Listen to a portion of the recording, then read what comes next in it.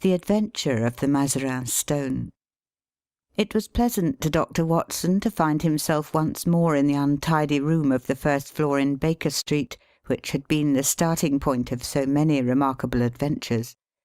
He looked round him at the scientific charts upon the wall, the acid-charred bench of chemicals, the violin case leaning in the corner, the coal scuttle which contained of old the pipes and tobacco. Finally his eyes came round to the fresh and smiling face of Billy, the young but very wise and tactful page, who had helped a little to fill up the gap of loneliness and isolation which surrounded the saturnine figure of the great detective. "It all seems very unchanged, Billy. You don't change either. I hope the same can be said of him?"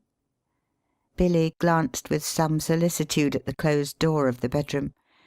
"I think he's in bed and asleep," he said.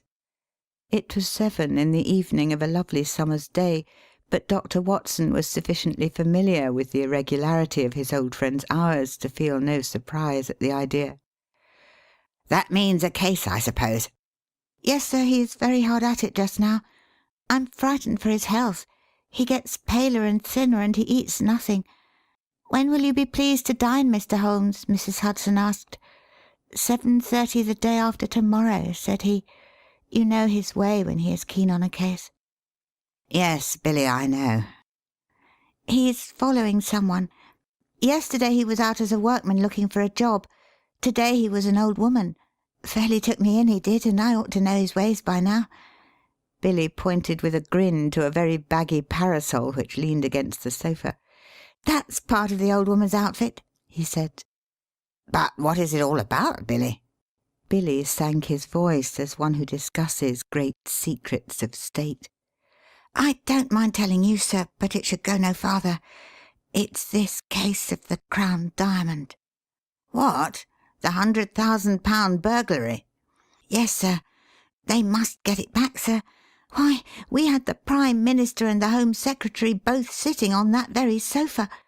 Mr. Holmes was very nice to them. He soon put them at their ease and promised he would do all he could. Then there is Lord Cantlemere." "Ah!" "Yes, sir. You know what that means. He's a stiff 'un, sir, if I may say so. I can get along with the Prime Minister, and I've nothing against the Home Secretary, who seemed a civil, obliging sort of man. But I can't stand his lordship.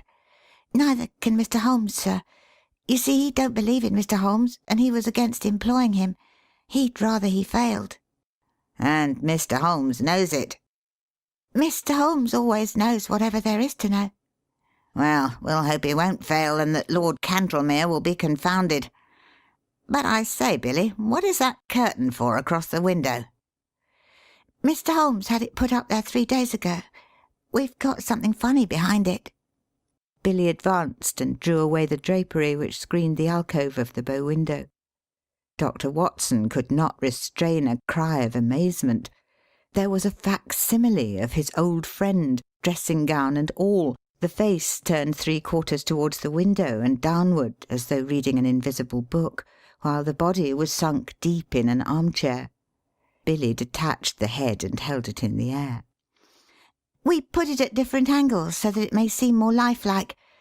I wouldn't dare touch it if the blind were not down, but when it's up you can see this from across the way." "We used something of the sort once before." "Before my time," said Billy. He drew the window curtains apart and looked out into the street. "There are folk who watch us from over yonder. I can see a fellow now at the window. Have a look for yourself." Watson had taken a step forward when the bedroom door opened and the long, thin form of Holmes emerged, his face pale and drawn, but his step and bearing as active as ever. With a single spring he was at the window and had drawn the blind once more. "That will do, Billy," said he. "You were in danger of your life then, my boy, and I can't do without you just yet. Well, Watson, it is good to see you in your old quarters once again. You come at a critical moment." "So I gather." "You can go, Billy. That boy is a problem, Watson. How far am I justified in allowing him to be in danger?" Danger of what, Holmes? Of sudden death. I'm expecting something this evening. Expecting what? To be murdered, Watson. No, no, you are joking, Holmes. Even my limited sense of humour could evolve a better joke than that. But we may be comfortable in the meantime, may we not? Is alcohol permitted? The gazagine and cigars are in the old place. Let me see you once more in the customary armchair. You have not, I hope, learned to despise my pipe and my lamentable tobacco. It has to take the place of food these days. But why not eat? Because the faculties become refined when you starve them. Why, surely as a doctor, my dear Watson, you must admit that what your digestion gains in the way of blood supply is so much lost to the brain. I am a brain, Watson. The rest of me is a mere appendix. Therefore it is the brain I must consider. But this danger, Holmes. Ah, yes. In case it should come off, it would perhaps be as well that you should burden your memory with the name and address of the murderer. You can give it to Scotland Yard with my love and a parting blessing.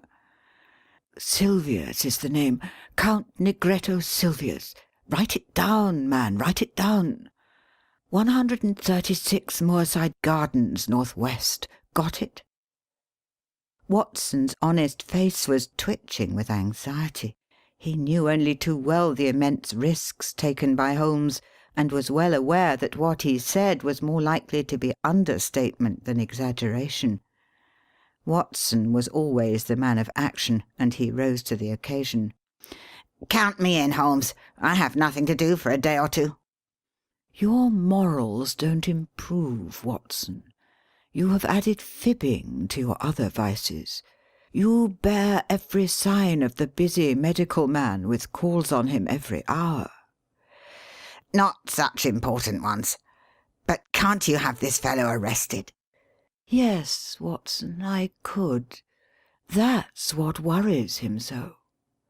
But why don't you? Because I don't know where the diamond is. Ah, Billy told me. The missing crown jewel. Yes, the great yellow Mazarin stone. I've cast my net and I have my fish, but I have not got the stone. What is the use of taking them? We can make the world a better place by laying them by the heels. But that is not what I am out for. It's the stone I want. And is this Count Silvius one of your fish? Yes, and he's a shark. He bites. The other is Sam Merton, the boxer. Not a bad fellow, Sam, but the Count has used him. Sam's not a shark. He's a great big, silly, bull-headed gudgeon, but he is flopping about in my net all the same. Where is this Count Silvius? I've been at his very elbow all the morning. You've seen me as an old lady, Watson. I was never more convincing. He actually picked up my parasol for me once. By your leave, madame, said he. Half Italian, you know, and with the southern graces of manner when in the mood, but a devil incarnate in the other mood. Life is full of whimsical happenings, Watson. It might have been tragedy. Well, perhaps it might. I followed him to old Strabenzi's workshop in the Minories. Strabenzi made the air-gun, a very pretty bit of work, as I understand, and I rather fancy it is in the opposite window at the present moment. Have you seen the dummy? Of course. Billy showed it to you. Well, it may get a bullet through its beautiful head at any moment. Ah, Billy, what is it? The boy had reappeared in the room with a card upon a tray. Holmes glanced at it with raised eyebrows and an amused smile. The man himself! I had hardly expected this. Grasp the nettle, Watson. A man of nerve. Possibly you have heard of his reputation as a shooter of big game. It would indeed be a triumphant ending to his excellent sporting record if he added me to his bag. This is a proof that he feels my toe very close behind his heel. Send for the police. I probably shall, but not just yet. Would you glance carefully out of the window, Watson, and see if anyone is hanging about in the street? Watson looked warily round the edge of the curtain. Yes, there is one rough fellow near the door. That will be Sam Merton, the faithful but rather fatuous Sam. Where is this gentleman, Billy? In the waiting room, sir. Show him up when I ring. Yes, sir. If I am not in the room, show him in all the same. Yes, sir. Watson waited until the door was closed, and then he turned earnestly to his companion. Look here, Holmes. This is simply impossible. This is a desperate man who sticks at nothing. He may have come to murder you. I should not be surprised. I insist upon staying with you. You would be horribly in the way. In his way? No, my dear fellow, in my way. Well, I can't possibly leave you. Yes, you can, Watson, and you will, for you have never failed to play the game. I am sure you will play it to the end. This man has come for his own purpose, but he may stay for mine. Holmes took out his notebook and scribbled a few lines. Take a cab to Scotland Yard and give this to Youghal of the C.I.D. Come back with the police. The fellow's arrest will follow. I'll do that with joy. Before you return, I may have just time enough to find out where the stone is. He touched the bell. I think we will go out through the bedroom. This second exit is exceedingly useful.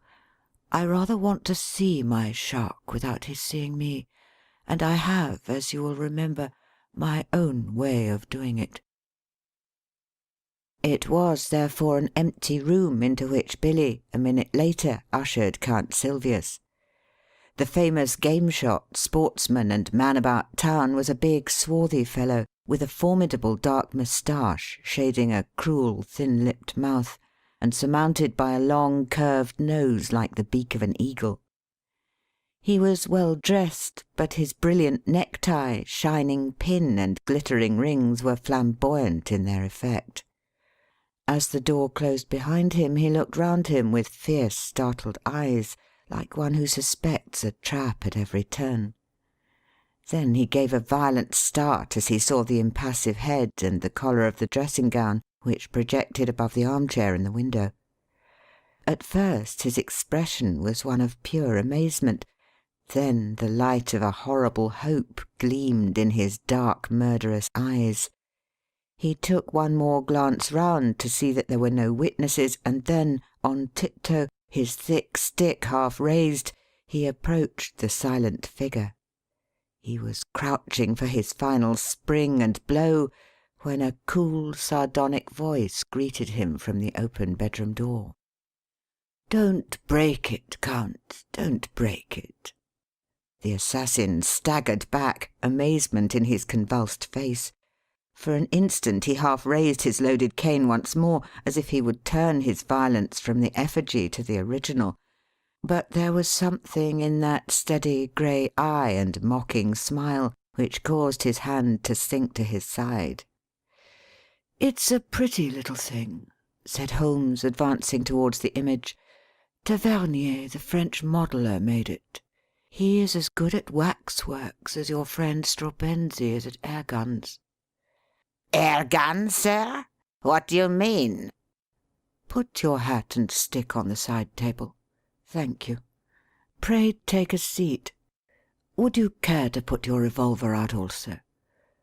Oh, very good, if you prefer to sit upon it.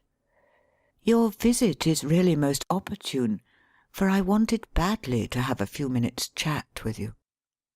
The Count scowled with heavy, threatening eyebrows. "I, too, wish to have some words with you, Holmes. That is why I'm here. I won't deny that I intended to assault you just now." Holmes swung his leg on the edge of the table. "I rather gathered that you had some idea of the sort in your head," said he. "But why these personal attentions?" "Because you have gone out of your way to annoy me.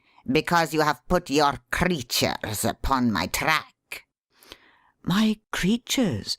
I assure you, no." "Nonsense! I have had them followed.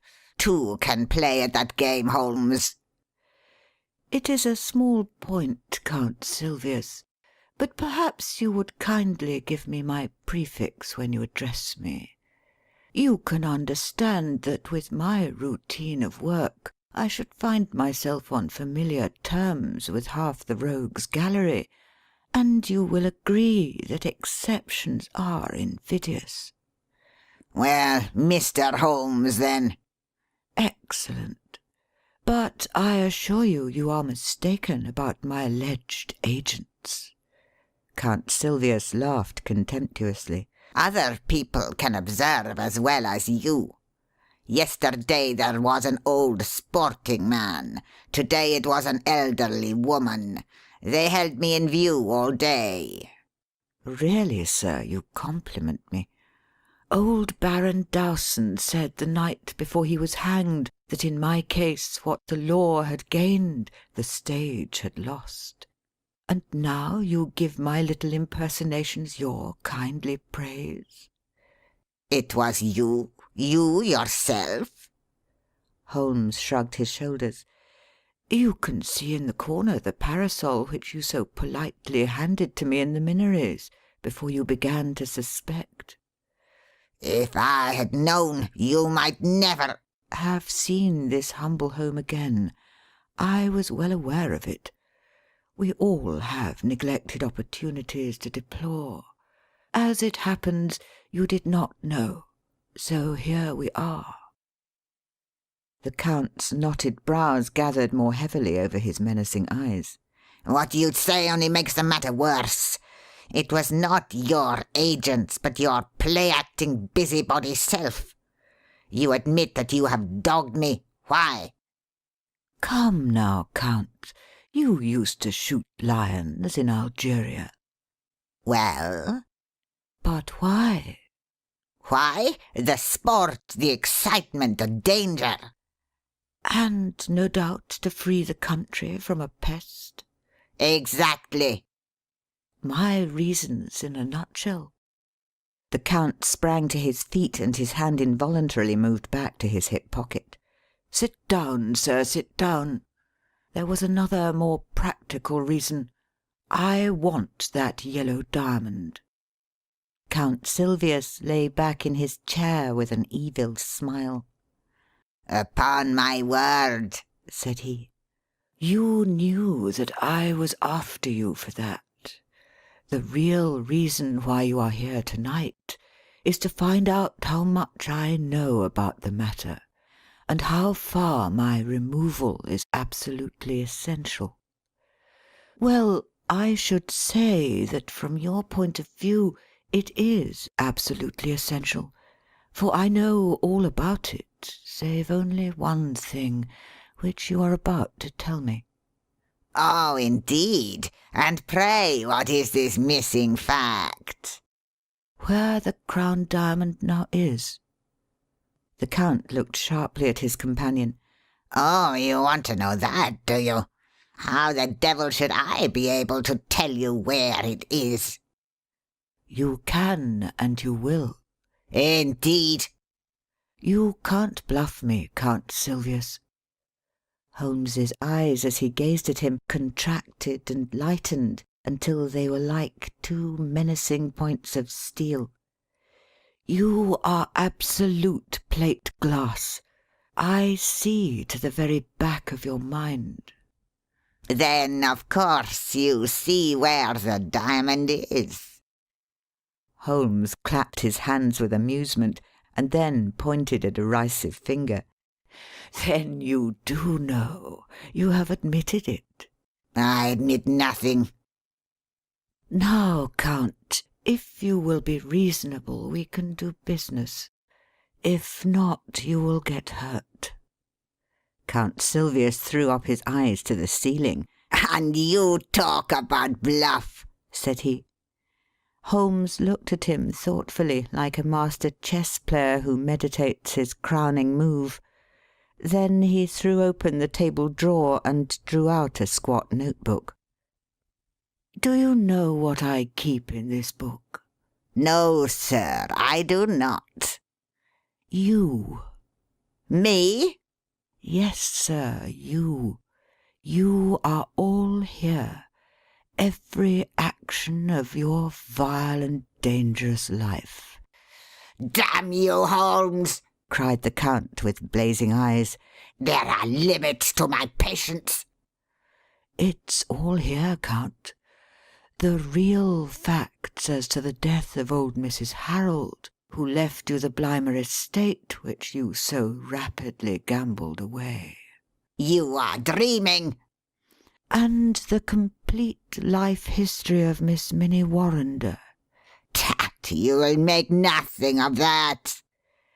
"Plenty more here, Count. Here is the robbery in the Train de Luxe to the Riviera on February 13th, 1892. Here is the forged cheque in the same year on the Crédit Lyonnais." "No, you're wrong there." "Then I am right on the others. Now, Count, you are a card player. When the other fellow has all the trumps, it saves time to throw down your hand." "What has all this talk to do with the jewel of which you spoke?" "Gently, Count. Restrain that eager mind. Let me get to the points in my own humdrum fashion. I have all this against you, but above all, I have a clear case against both you and your fighting bully in the case of the Crown Diamond." "Indeed." "I have the cabman who took you to Whitehall, and the cabman who brought you away. I have the commissionaire who saw you near the case. I have Ikey Sanders, who refused to cut it up for you. Ikey has peached, and the game is up." The veins stood out on the Count's forehead. His dark, hairy hands were clenched in a convulsion of restrained emotion.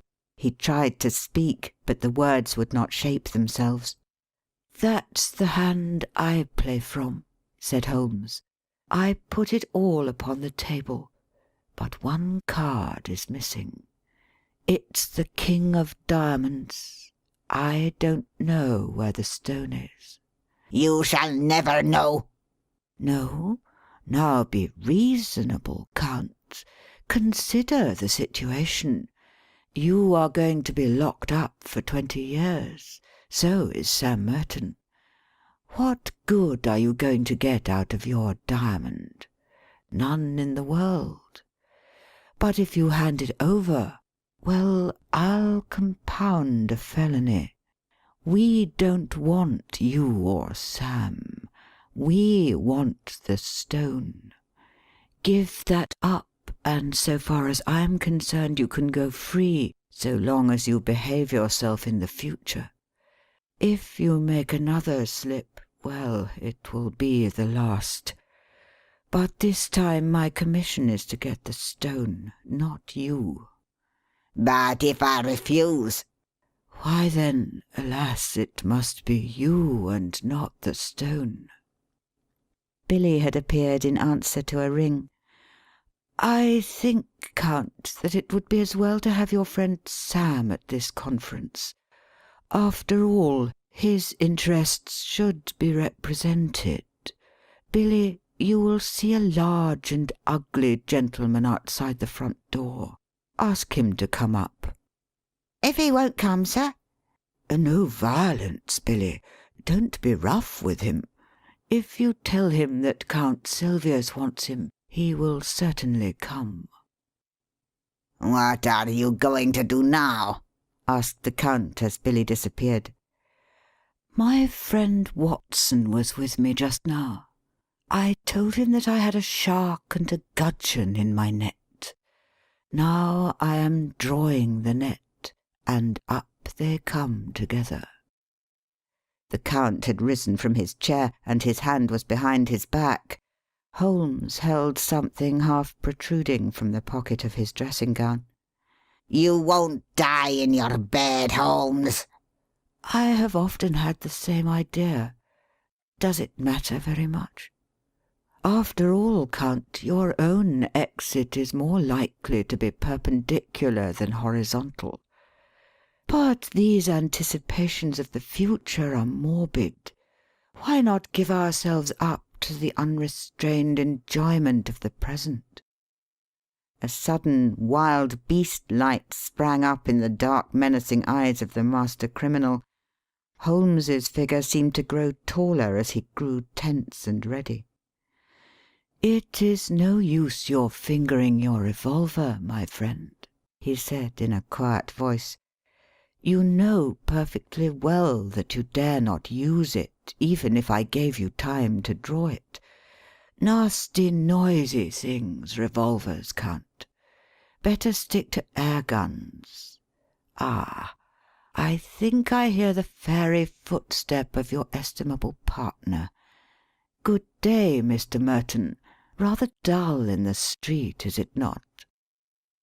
The prize fighter, a heavily built young man with a stupid, obstinate, slab-sided face, stood awkwardly at the door, looking about him with a puzzled expression. Holmes's debonair manner was a new experience, and though he vaguely felt that it was hostile, he did not know how to counter it. He turned to his more astute comrade for help. "What's the game now, Count? What's this fellow want? What's up?" His voice was deep and raucous. The Count shrugged his shoulders, and it was Holmes who answered. "If I may put it in a nutshell, Mr. Merton, I should say it was all up." The Boxer still addressed his remarks to his associate. "Is this cove trying to be funny or what? I'm not in the funny mood myself." "No, I expect not," said Holmes. "I think I can promise you that you will feel even less humorous as the evening advances. Now, look here, Count Silvius. I'm a busy man, and I can't waste time. I'm going into that bedroom. Pray make yourselves quite at home in my absence. You can explain to your friend how the matter lies without the restraint of my presence. I shall try over the Hoffmann barcarolle upon my violin. In 5 minutes I shall return for your final answer. You quite grasp the alternative, do you not? Shall we take you, or shall we have the stone?" Holmes withdrew, picking up his violin from the corner as he passed. A few moments later the long-drawn, wailing notes of that most haunting of tunes came faintly through the closed door of the bedroom. "What is it, then?" asked Merton anxiously as his companion turned to him. "Does he know about the stone?" "He knows a damned sight too much about it. I'm not sure that he doesn't know all about it." "Good Lord!" The Boxer's sallow face turned a shade whiter. "Ikey Sanders has split on us." "He has he? I'll do him down a thick 'un for that if I swing for it." "That won't help us much. We've got to make up our minds what to do." "Half a mo," said the Boxer, looking suspiciously at the bedroom door. "He's a leery cove that wants watching. I suppose he's not listening." "How can he be listening with that music going?" "That's right. Maybe somebody's behind a curtain. Too many curtains in this room." As he looked round, he suddenly saw for the first time the effigy in the window, and stood staring and pointing, too amazed for words. "Tut, it's only a dummy," said the Count. "A fake, is it? Well, strike me. Madame Two-Sword ain't in it. It's the living spit of him, gown and all. But them curtains can't." "Oh, confound the curtains! We are wasting our time, and there is none too much. He can lag us over this stone." "The deuce he can." "But he'll let us slip if we only tell him where the swag is." "What, give it up? Give up 100,000 quid?" "It's one or the other." Merton scratched his short-cropped pate. "He's alone in there. Let's do him in. If his light were out, we should have nothing to fear." The Count shook his head. "He is armed and ready. If we shot him, we could hardly get away in a place like this.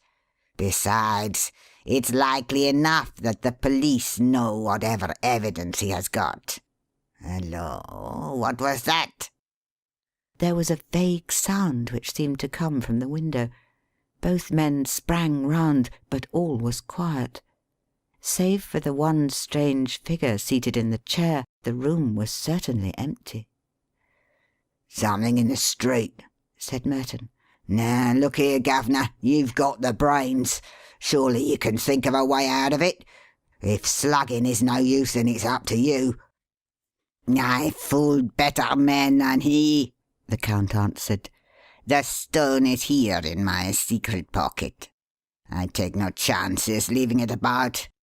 It can be out of England to-night and cut into 4 pieces in Amsterdam before Sunday. He knows nothing of Van Sedder."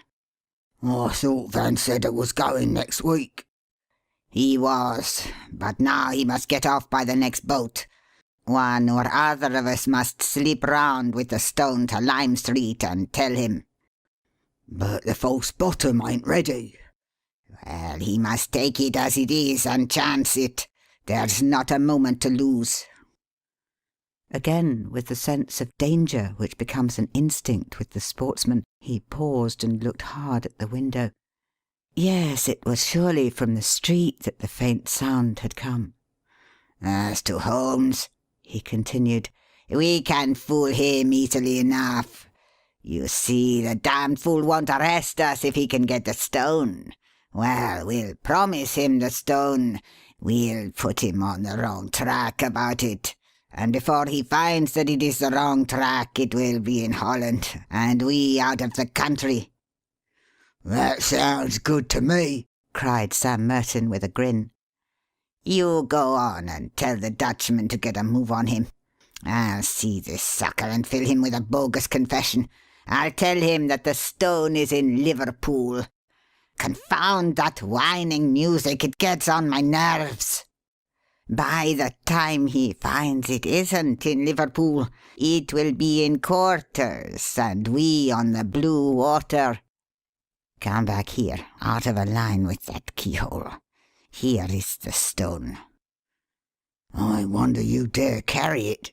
"Where else could I have it safer? If we could take it out of Whitehall, someone else could surely take it out of my lodgings." "Let's have a look at it."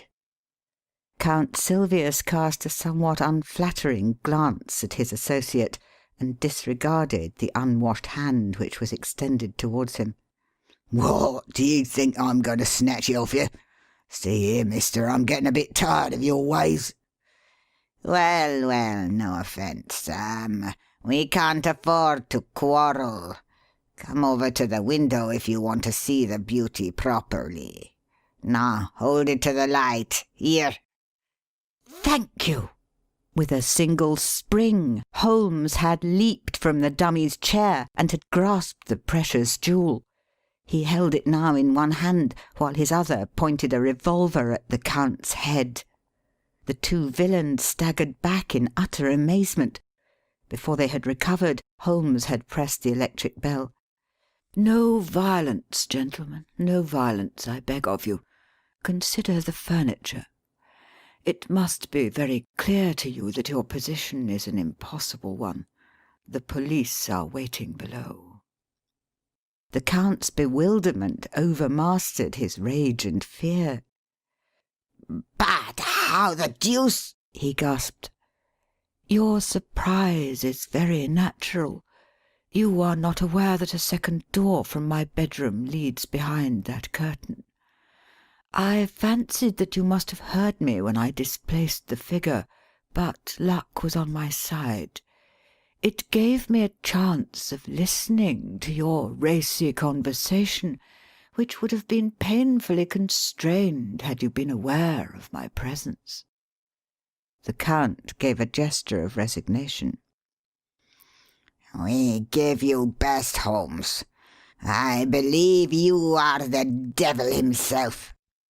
"Not far from him, at any rate," Holmes answered with a polite smile. Sam Merton's slow intellect had only gradually appreciated the situation. Now, as the sound of heavy steps came from the stairs outside, he broke silence at last. "A fair cop," said he. "But I say, what about that bloomin' fiddle? I hear it yet." "Tut, tut," Holmes answered. "You are perfectly right. Let it play. These modern gramophones are a remarkable invention." There was an inrush of police, the handcuffs clicked, and the criminals were led to the waiting cab. Watson lingered with Holmes, congratulating him upon this fresh leaf added to his laurels. Once more their conversation was interrupted by the imperturbable Billy with his card tray. "Lord Cantlemere, sir." "Show him up, Billy. This is the eminent peer who represents the very highest interests," said Holmes. "He is an excellent and loyal person, but rather of the old regime. Shall we make him unbend? Dare we venture upon a slight liberty? He knows we may conjecture nothing of what has occurred." The door opened to admit a thin, austere figure with a hatchet face and drooping mid-Victorian whiskers of a glossy blackness which hardly corresponded with the rounded shoulders and feeble gait. Holmes advanced affably and shook an unresponsive hand. "How do you do, Lord Cantlemere? It is chilly for the time of year, but rather warm indoors. May I take your overcoat?" "No, thank you. I will not take it off." Holmes laid his hand insistently upon the sleeve. "Pray allow me. My friend Dr. Watson would assure you that these changes of temperature are most insidious." His lordship shook himself free with some impatience. "I'm quite comfortable, sir. I have no need to stay. I have simply looked in to know how your self-appointed task was progressing." "It is difficult, very difficult." "I feared that you would find it so." There was a distinct sneer in the old courtier's words and manner. "Every man finds his limitations, Mr. Holmes, but at least it cures us of the weakness of self-satisfaction." "Yes, sir, I have been much perplexed." "No doubt." "Especially upon one point possibly you could help me upon." "You apply for my advice rather late in the day. I thought that you had your own all-sufficient methods. Still, I am ready to help you." "You see, Lord Cantlemere, we can, no doubt, frame a case against the actual thieves." "When you have caught them." "Exactly. But the question is, how shall we proceed against the receiver?" "Is this not rather premature?" "It is as well to have our plans ready. Now, what would you regard as final evidence against the receiver?" "The actual possession of the stone." "You would arrest him upon that?" "Most undoubtedly." Holmes seldom laughed, but he got as near it as his old friend Watson could remember. "In that case, my dear sir, I shall be under the painful necessity of advising your arrest." Lord Cantlemere was very angry. Some of the ancient fires flickered up into his sallow cheeks. "You take a great liberty, Mr. Holmes. In 50 years of official life I cannot recall such a case. I am a busy man, sir, engaged upon important affairs, and I have no time or taste for foolish jokes. I may tell you frankly, sir, that I have never been a believer in your powers, and that I have always been of the opinion that the matter was far safer in the hands of the regular police force. Your conduct confirms all my conclusions. I have the honour, sir, to wish you good evening." Holmes had swiftly changed his position and was between the peer and the door. "One moment, sir," said he. "To actually go off with the Mazarin stone would be a more serious offence than to be found in temporary possession of it." "Sir, this is intolerable. Let me pass." "Put your hand in the right-hand pocket of your overcoat." "What do you mean, sir?" "Come, come. Do what I ask." An instant later the amazed peer was standing, blinking and stammering, with the great yellow stone on his shaking palm. What? How is this, Mr. Holmes?" "Too bad, Lord Cantlemere, too bad," cried Holmes. "My old friend here will tell you that I have an impish habit of practical joking. Also that I can never resist a dramatic situation. I took the liberty, the very great liberty, I admit, of putting the stone into your pocket at the beginning of our interview." The old peer stared from the stone to the smiling face before him. "Sir, I am bewildered. But yes, it is indeed the Mazarin stone. We are greatly your debtors, Mr. Holmes. Your sense of humour may, as you admit, be somewhat perverted, and its exhibition remarkably untimely. But at least I withdraw any reflection I have made upon your amazing professional powers. But how—" "The case is but half finished. The details can wait. No doubt, Lord Cantlemere, your pleasure in telling of this successful result in the exalted circle to which you return will be some small atonement for my practical joke. Billy, you will show his lordship out, and tell Mrs. Hudson that I should be glad if she would send up dinner for 2 as soon as possible." End of The Adventure of the Mazarin Stone,